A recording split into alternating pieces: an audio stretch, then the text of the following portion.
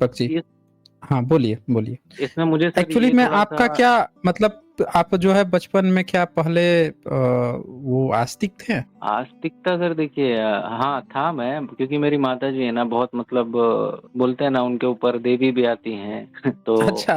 अभी भी ओके। उन उन सब चीज़ों को वो एक्सेप्ट करके बैठी हुई हैं। मैं मेरे हिसाब से मतलब ये हमारी जिम्मेदारी भी है समाज के प्रति कि उनको जितना हम्म। जागरूक कर सके। बट कैसा है ना कि जो चीज़ उनके बचपन से उनको मिली हुई है तो वो इतना जल्दी उतरेगी हम्म। नहीं, वो मुझे भी पता है। हम्म। तो मैं उसमें प्रयासरत हूँ और जितना हो सकता है ओके। तो मैं समझाने की ही कोशिश करता हूँ। मेरे भाई भी हैं तो वो भी आस्तिक हैं अभी भी, तो उनको भी समझाने का प्रयास हम्म। रहता है मेरा। तो उसको मैं एक हम्म। जिम्मेदारी की तरह लेके चलता हूँ कि मैं जितना लोगों को जागरूक कर सकूँ रिगार्डिंग दिस, तो उतना मतलब हमारे समाज के लिए भी, हमारे देश के लिए भी अच्छा होगा। बहुत बढ़िया। ठीक है, और मुझे ठीक है सर दीपक जी। ये हाँ, एक बोलिए हेल्प आपसे बोलिए। ये चाहिए था कि जो हम्म। ये अपनी कड़ी है, मतलब स्टार्टिंग से अगर हम देखें जैसे बुद्ध के समय से या उसके पहले से, तो मुझे एक्चुअली ये चाहिए था कि चेन बाय चेन अगर हमको पता चलता है ना कि इस टाइम पे ये हम्म। हुआ, इस टाइम पे ये हुआ, ये सारी चीजें अगर मिलती है ना तो हम लोगों के लिए मतलब क्या रहता है, एक आई ओपनर रहता है। तो उसके बाद फिर चीजें खत्म हो जाती है। फिर अभी जैसे कोई अगर मुझसे जैसे मान लीजिए कोई डिबेट में आता है, ठीक है, तो मेरा सीधा हम्म। सा उनके लिए क्वेश्चन क्या रहता है, मैं उनको ये बोलता हूँ और मुझे बताइएगा कि क्या मैं मतलब ये जो बोल रहा हूँ वो सही है या उसमें और कुछ उम्मीद है। मैं उनको बोलता हूँ कि हम्म। देखिए इस दुनिया में टोटल 4,500 से ज्यादा धर्म है, तो हम्म। आप जिस धर्म में है वही श्रेष्ठ कैसे हो सकता है।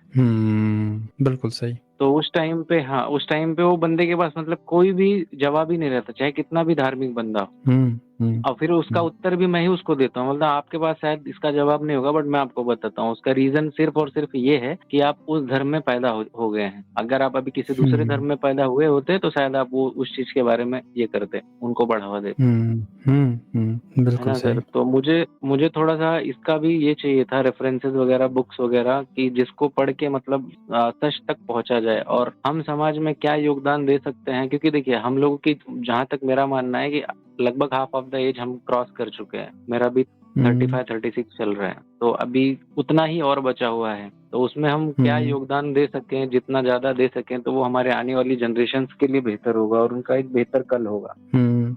देखें, अगर रेफरेंस की आप बात कर रहे हैं तो रेफरेंसेस तो यही है ना, हमें पहले इंसानों का ना, भारत के जितने भी जो पब्लिक है उनका ना पहले मनोविज्ञान आप देखो, उनका मनोविज्ञान क्या है। किसी भी जी। देश में ना, दुनिया के आप किसी भी देश में चले जाओ तो आप एक कॉमन सा पाओगे।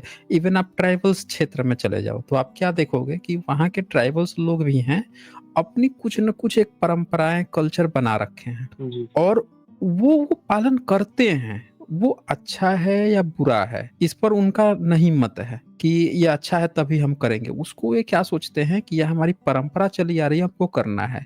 तो जो धर्म जिसने बनाया ना, वो भी यही सोच रहा है।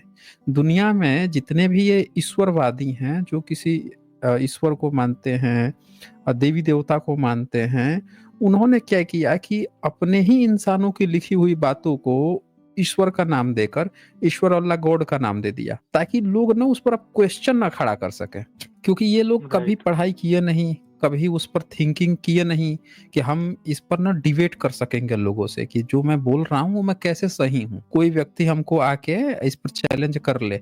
तो ये ट्रेडिशन किसी ने खड़ा ही नहीं किया। ये ट्रेडिशन अगर आप देखोगे तो तथागत बुद्ध का जो बुद्धिज्म है उसको छोड़ के बाकी कोई खड़ा ही नहीं कर पाया। और उन्होंने ये जो सिस्टम खड़ा किया उसका नतीजा आप देखो क्या होता है। नतीजा होता है कि बुद्धिज्म सैकड़ों विश्वविद्यालय खोल देता है।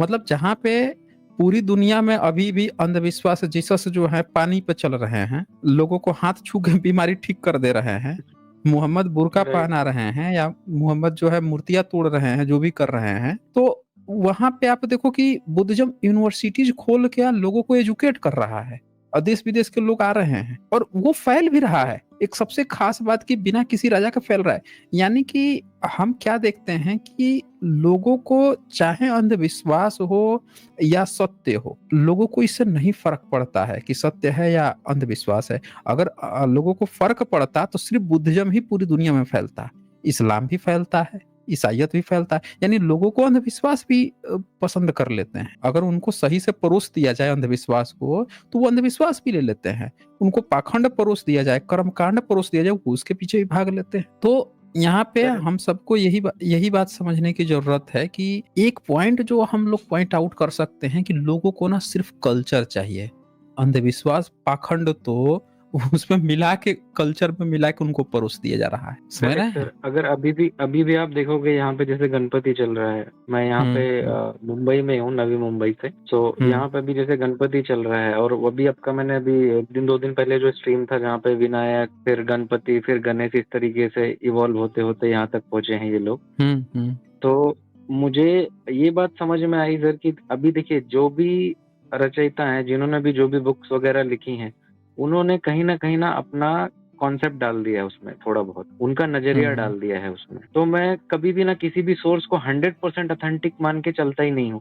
मैं उसमें ये मतलब वहां पे मेरा तर्क यहाँ तक जाता है कि भाई अगर इन्होंने इस चीज को लिखा है तो उस टाइम की सिचुएशंस के हिसाब से हो सकता है कि ये चीजें हों। तो मैं वहां तक भी चीजों को मतलब अपने कैपेसिटी में सोचने का और उसको फिर अपने हिसाब से देखने का ये सोचता हूँ। हम्म। देखिए, एक्चुअल में क्या है ना कि भारतीयों को अगर आपको सुधारना है, हमेशा एक याद रखिएगा, अगर भारतीय लोगों में अगर आपको कोई चीज प्रचार करनी है तो उनको वो कल्चर नहीं छोड़ सकता है, कोई भी देश कल्चर नहीं छोड़ सकता है। उसको कुछ ना उनके कुछ देना कल्चर को, पड़ेगा।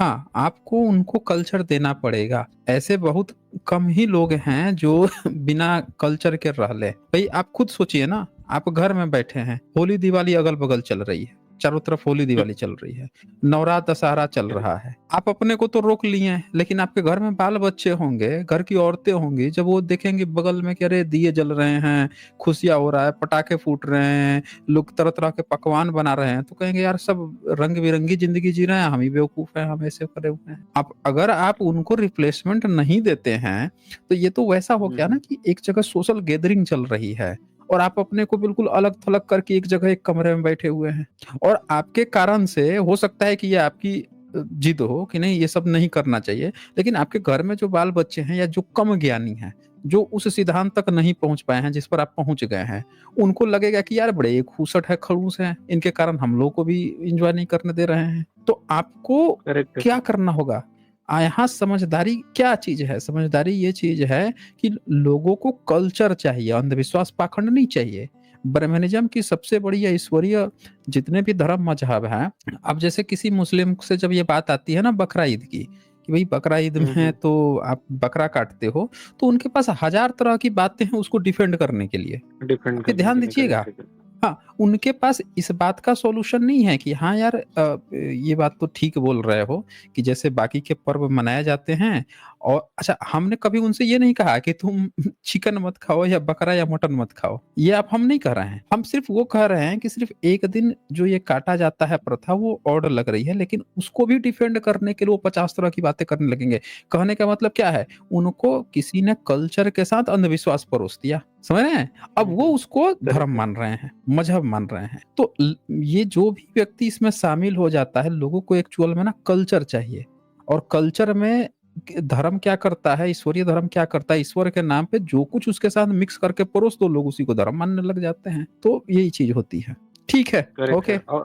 और एक चीज आपसे शेयर करना था मुझे हाँ कि बोलिए अभी बोलिए। एक लड़की थी, शुक्ला करके लेडी थी। उसको एक्चुअली एक रहता है ना, बैंकिंग में थी वो, तो मैं भी बैंकिंग में हूँ, तो उसको एक्चुअली टारगेट था। हम्म। एंड वो ब्राह्मण समुदाय से थी, तो उसको प्रेशर था, क्या था, उसने जस्ट अकाउंट ओपनिंग के लिए मेरे पास अप्रोच किया उसने मेरे एक फ्रेंड के थ्रू। तो हम्म। धीरे धीरे मतलब वो पता चला मुझे, फिर उन्होंने बोला ठीक है मैं उसको हेल्प करूंगा, कोई दिक्कत नहीं है। तो मैंने मेरी फैमिली में भी हम्म। 1 2 अकाउंट जो है उसके भी मतलब लिए मैंने ओपन करा है, और उसको मैंने सपोर्ट अच्छा। वगैरह किया। तो धीरे धीरे वो लेडी को मतलब मेरे से जब भी मिली ना, अभी मैं मेरी बच्ची को, हम्म। मेरी बच्चे भी 3 4 साल की है सर, उसको मैं जापानीज लैंग्वेज भी सिखा रहा हूँ, और मैं हम्म। भी खुद मतलब सीख रहा हूँ। तो ओके। मेरी बच्ची से मेरे घर पे आई वो अकाउंट ओपन करने के लिए, तो बहुत इंप्रेस हुई मेरी बच्ची से। बोली आप मतलब अभी यहाँ पे लोग मतलब बेसिक इसके लिए ये है, और आप इसको जापानीज सिखा रहे इतनी छोटी सी उम्र में। तो मैंने बोला देखिए हम्म। भाषा सीखने के लिए है ना, वो भाषा पे किसी का पर्टिकुलर अधिकार थोड़ी हो सकता है,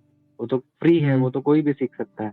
तो उसके बाद है ना मतलब उसका इंटरेस्ट जगने लगा मेरे बारे में, तो मतलब इससे बात-बात में मैंने उसको बोला कि मैं गॉड वगैरह को नहीं मानता। तो उसने मतलब ये चीज़ उसने भी मुझे बोला कि मैं भी मतलब हूँ तो ब्राह्मण ही, बट मैं भी मतलब उतना ज़्यादा नहीं मानती, बट मेरी फैमिली की वजह से मुझे वो मानना पड़ता है। तो मतलब कहीं न उन लोगों के अंदर ये चीज़ है, मतलब अभी की जो जनरेशन्स है ना, उनको चीज़ें पता होते हुए भी एक फैमिली प्रेशर रहता है ना सर धर्म को लेके, तो वो चीज़ अभी भी चल रही है। और हमें कैसा है कि अगर हमको अपना समाज सुधारना है, या अभी जैसे मैं भगत सिंह को भी पढ़ा, सरदार भगत सिंह को, मैं नास्तिक क्यों आई एम एथीस्ट, तो उसमें भी उन्होंने बहुत स्ट्रांगली मतलब चीज़ों को दिया है, रखा है कि मतलब आप सोचिए सर कि 23 साल की उम्र में बंदा जो शहीद हो जाता है अपने देश के लिए, और उसका सच आज भी हमारे यहाँ पे लोगों को नहीं पता है।